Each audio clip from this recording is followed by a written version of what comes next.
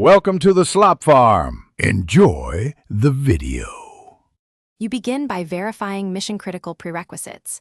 Life support, guidance, and docking gear are nominal. Align orbital planes and set a precise phasing burn to close range. Use closed-loop navigation to reduce relative velocity. Once done, hand over control to the rendezvous system or prepare manual piloting for final approach.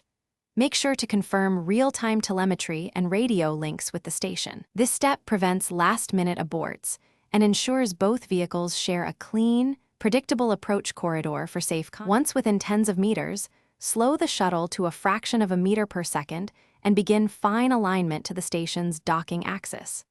Rely on visual markers and sensors to center the shuttle. Make gentle attitude thruster pulses for pitch and yaw correction.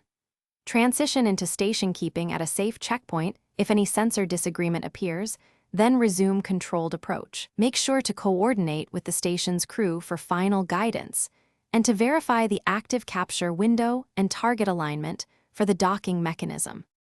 You make contact and allow the soft capture mechanism to engage, letting dampers absorb residual motion so the vehicles settle.